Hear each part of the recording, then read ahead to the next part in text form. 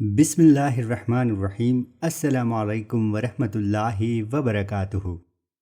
حدیث مبارکہ ہے، حضرت ابو ہریرہ رضی اللہ تعالیٰ عنہ سے روایت ہے، حضور نبی کریم صلی اللہ علیہ وسلم نے ارشاد فرمایا کہ بے شک آدمی کبھی اللہ کی رضا کی بات کہہ دیتا ہے جس کی اسے کوئی پرواہ نہیں ہوتی، اور اللہ تعالیٰ کی پاک ذات اس کی اسی بات کی وجہ سے اس کے درجات بلند کر دیتا ہے جس کی اسے خبر تک نہیں ہوتی۔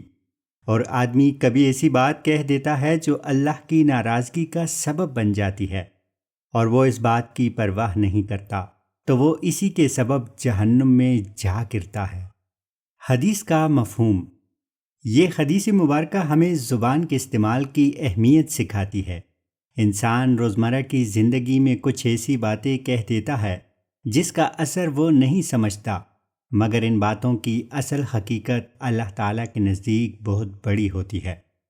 مثلاً کسی کو دل سے دعائیں دینا اللہ کی رضا کا سبب بن جاتا ہے، مگر کسی کی دل آزاری کرنا، طعنہ دینا، مذاق اڑانا اللہ کی ناراضگی کا باعث بن سکتی ہے۔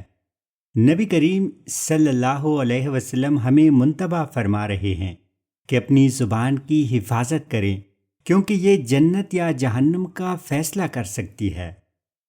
حدیث پاک سے حاصل ہونے والا سبق۔ زبان سے نکلنے والے ہر لفظ کا حساب ہوگا۔ نرمی، شکر، دعا اور سچائی والی بات اللہ کو محبوب ہے۔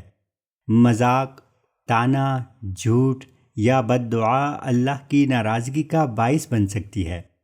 ہمیں سوچ کر بولنا چاہیے اور ہمیشہ دل کو نرم رکھنے والی بات کرنی چاہیے۔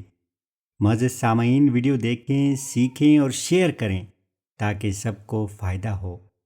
فی امان اللہ۔